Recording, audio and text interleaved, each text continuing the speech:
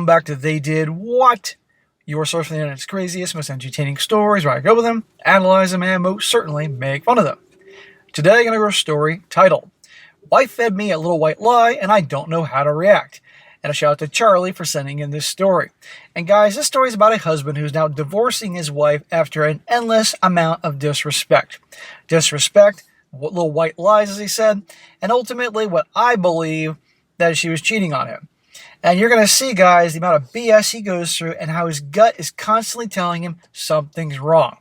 And when your gut is telling and screaming at you that something's up, you got to listen to it and move forward.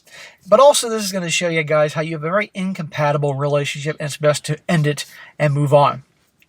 So, starts off, says here, I'll need to set the stage a bit for this one, so thanks to all the stick it out and offer to help me. My wife and I have been married for 7 years and together for 10. We are both avid motorcyclists and spend quite a bit of time riding, although often separately. She prefers to go out riding late at night on the weekends and for a while got in the habit of not checking in with me. They've been together 10 years and she's always going off riding at night without him. And not checking in. Sadly, a lot of accidents happen riding. I have friends with a couple of people that love to ride and they always check in with family, or they're going with somebody else. So that says a lot already. I would imagine any husband whose wife is out on the bike at midnight would worry and has every right to ask where she might be. We got into a lot of fights about this, and it seemed very different and difficult for her to want to keep her whereabouts known to me.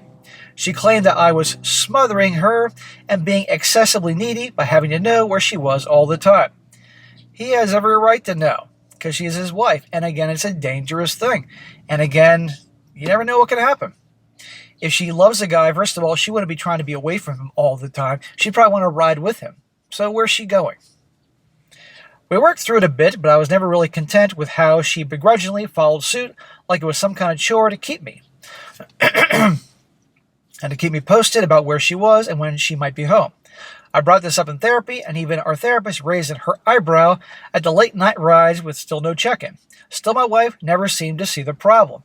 Of course she doesn't see a problem, because that would mean she's the problem. Women and accountability. No, this is not cool. I'm okay if going out for a ride on occasion in the afternoon on a Saturday or Sunday. Not too far, but all this? No. She responded with a simple, yeah, I'm good, thank you, love you.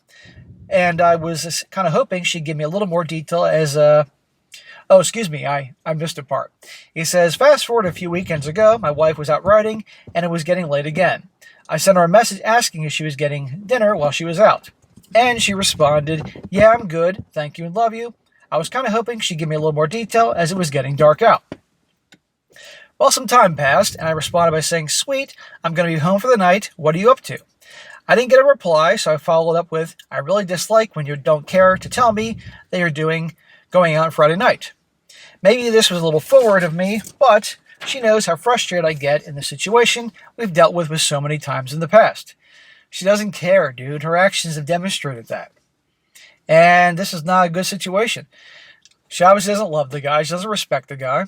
And I'm convinced all these late night things because she's meeting somebody.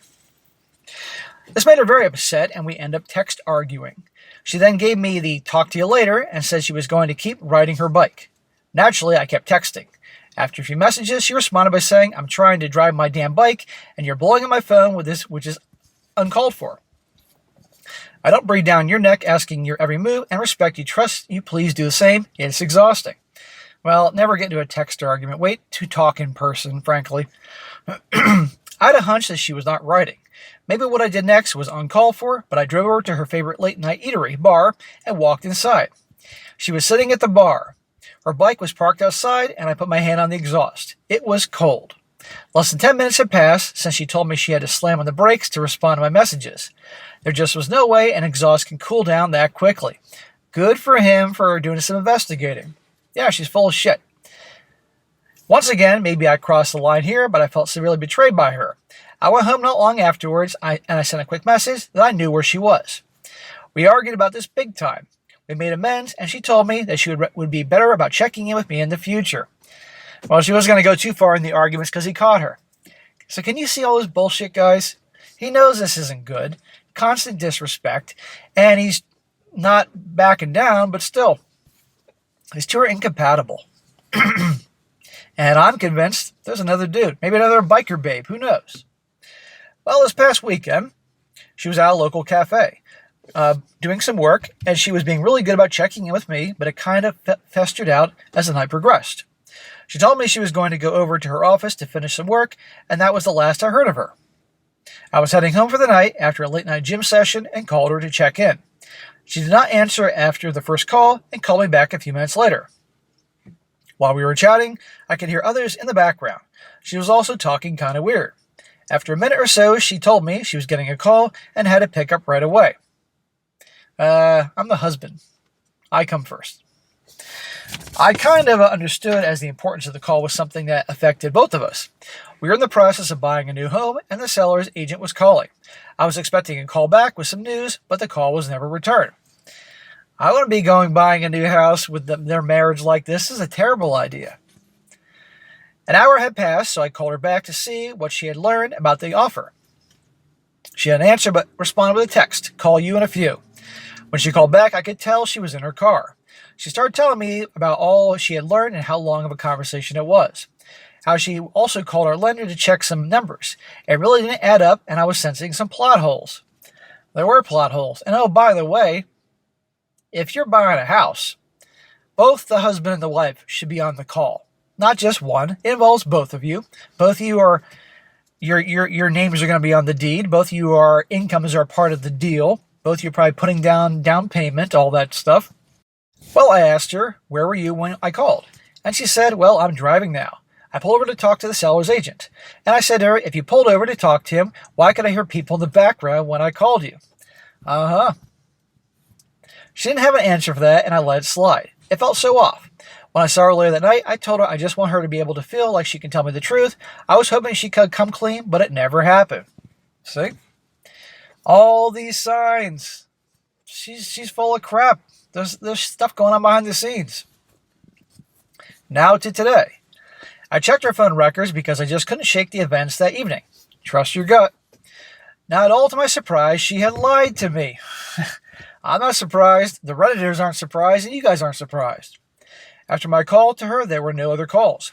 She had pretended someone was calling to get off the phone with me. When I confronted her, she said she was hanging out with friends and just wanted to enjoy herself, and it was easier just to lie to me so she wouldn't have to face my reaction. This marriage is doomed. Come on here. I was hurt at that lie. She's not great with apologies and slapped together, I'm sorry I lied to you. The problem I face is that there is always a follow-up. She told me that she feels the need to lie because I'm insecure. Holy crap. She's blaming him. I have to lie to you because you're insecure. Wanting to know where your wife is and expect honesty is not insecurity. But of course, make the guy be the bad guy. I also need to trust her more, and it always feels like I never give her the room to breathe. I need to work on myself more and be more confident and trusting. It all seems like justifying her lie, like somehow it was my fault. That's exactly what she's doing. She's gaslighting you, trying to make it out to be your fault. If the situation was reversed, and you were saying the same thing to her, and you were doing what she was doing, she would be appreciative of that. Talk to a lawyer, dude. It's over. I'm not a great conversation. It was not a great conversation, and neither one of us was getting any point across. All I know is I felt betrayed yet again, and I don't know how I can trust her. I also feel terrible that she couldn't simply admit she was wrong and follow by making it about my insecurities. Of course she's not going to admit she's wrong. Women and accountability. Am I wrong here? No. I generally don't know what to do. We haven't talked since, and I could use some advice. Thank you all who sat through this one. So that's the beginning. We have multiple updates here. Dude, it's over. End of story. Talk to a lawyer, find out your options, do more homework on things, start checking her phone, start checking her computer. There's things going on here. Hire a PI. Now to a MIDI update. He says here, a few weeks have passed since I wrote the first article. I want to offer an update for those who requested one. To cut to the chase, we are getting a divorce. Thank God. This is just an bad situation. You know, life's too short.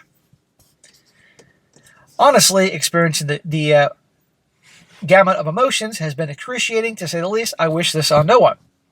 When I was fielding your much-needed replies, I was staying at an Airbnb to give us time away from each other. She was livid at first, but she quickly realized the importance of the time away. I myself had plenty of time to reflect on many of the responses here and spent all my free time journaling to work on my thoughts.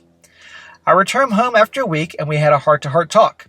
Much to my surprise, we both came forward equally with a proposition to separate. Well, that's good. At least he's saying it's over and she's not fighting him so they can move forward. But you can bet your ass she's going to try to take him to the cleaners in the divorce. And we'll make it about him. Guarantee she's going to make it about him. Now, I don't believe she was cheating. Smack. Oh, dude, come on here. There's a guy in the picture. Or will be soon. And I don't think it's a substance dependency. There were suggestions that seemed to percolate to the top of this thread. Perhaps I'm not naive as well, but at this point, it no longer matters. Regardless, we have a textbook case of two people who aren't right for another. If you were ever right for each other, I mean, maybe in the beginning they got together because they liked motorcycles. Who knows? But still. We have fought hard to save our marriage over the years, and quite honestly, the feeling of failure is the hardest part to cope with. Dude, more than 50% of marriages end in divorces.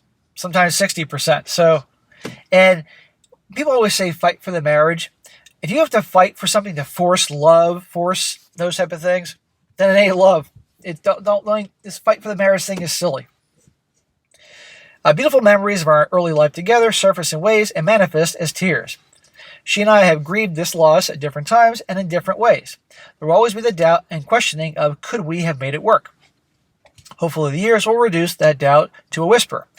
Dude, obviously, and again, this is coming from his perspective, he's tried to make it work. He's tried to be a good guy. He didn't have unreasonable demands. He just wanted to know where she was, and obviously took issue with her taking off at night and everything. But the treatment of him, the lies and all that, if anybody fucked this up, it's her.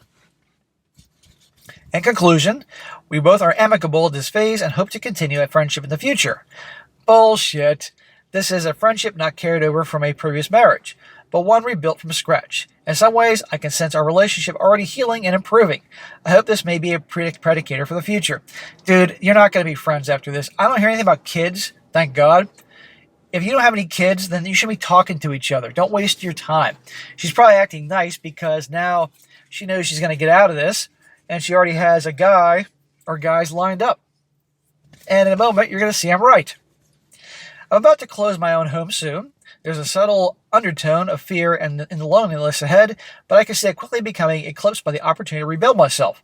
I look forward to the journey and growing and learning to love who I am as an individual. I wish her all the best as well. Thank you to everyone whose insight helped me work through such a difficult time.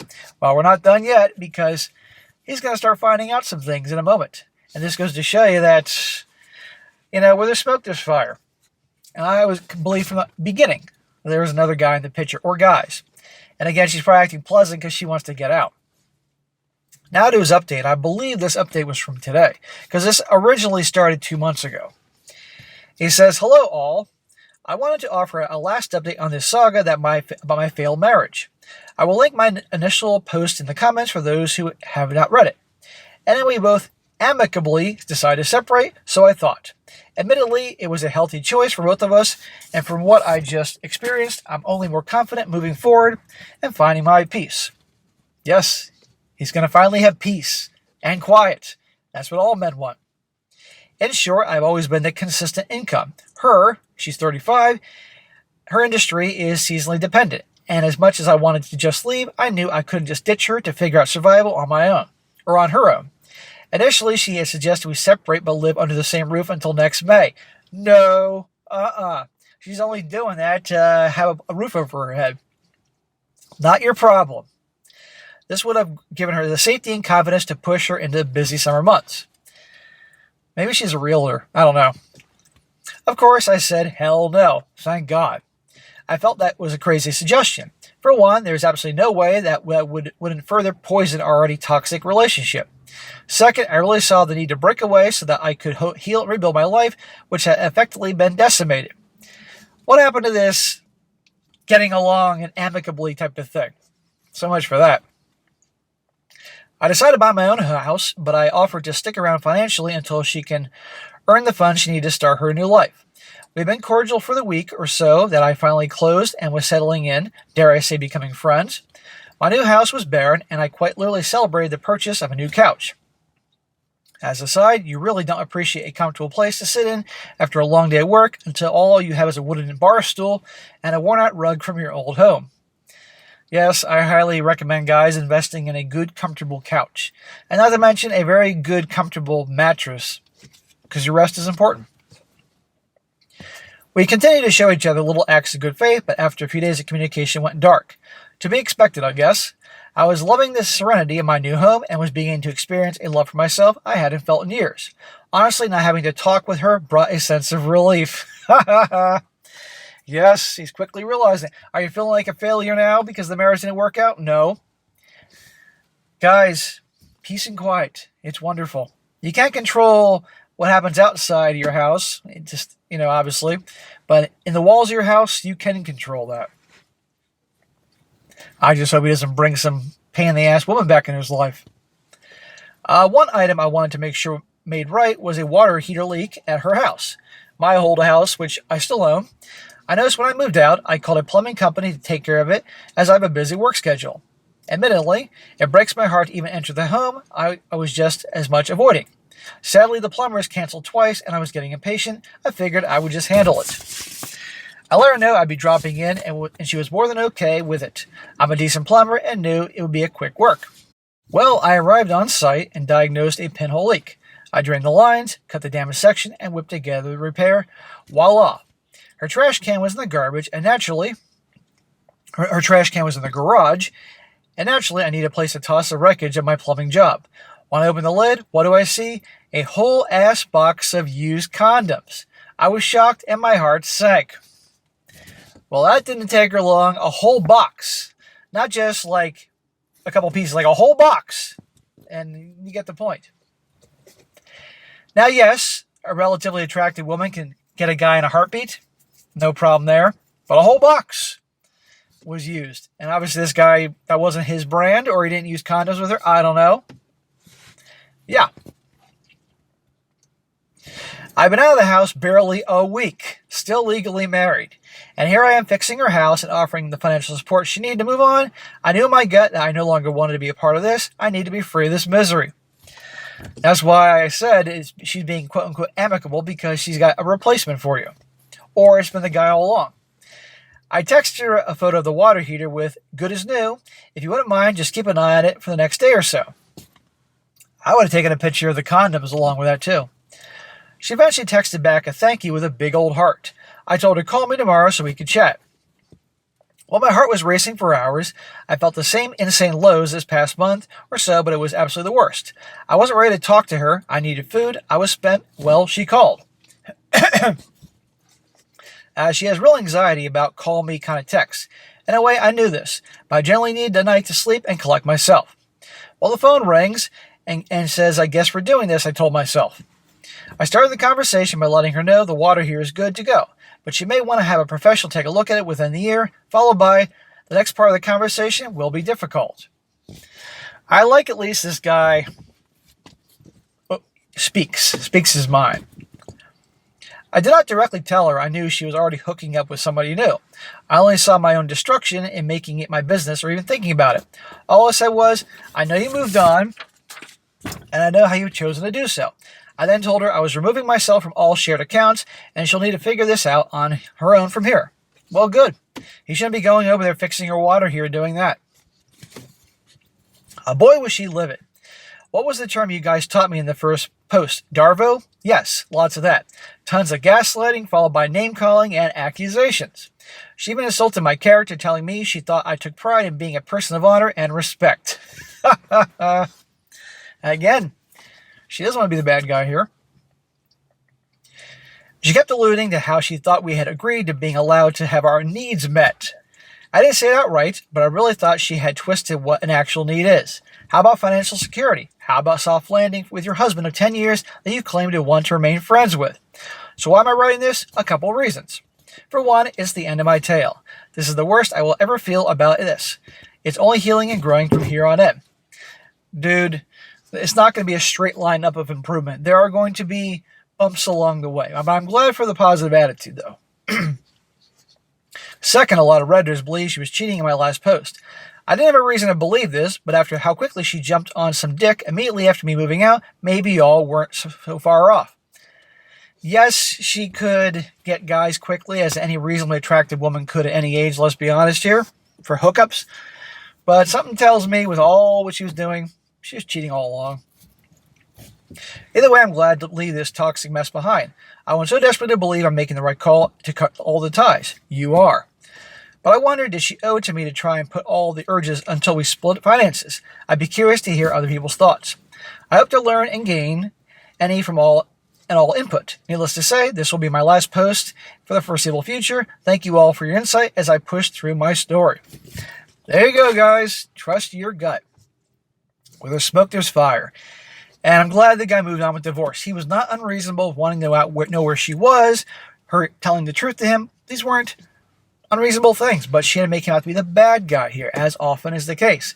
And I guarantee you, if he doesn't control the narrative, and he better control the narrative, she's going to blame it all on him. He forced her to do that. He was too controlling. He was smothering. He was insecure. He pushed me in the arms of another man. That's what she will say. I needed that guy to be with me to get through these trying times. Control the narrative. Otherwise, she will. So, good luck to him. He's got a second chance at life. Cut ties with her. Don't be friends with her. Don't mourn the death of the marriage because it was dead on arrival when they got married and said, I do. But I hope he doesn't make the mistake of getting involved with the same type of gal. Be alone for a while. Be on your own. Hit the gym, exercise, ride your bike, get a dog, get a cat. Enjoy being a bachelor. And for God's sakes, I hope it doesn't happen again. So there you go, guys. Always trust your gut. I'm losing my voice here, but thank you for all bearing with me. All right, guys, that's it for today. Be sure to comment down below. Let me know what you think about this. Be sure to like the video, share it with your friends, and subscribe. And I'll catch you next time.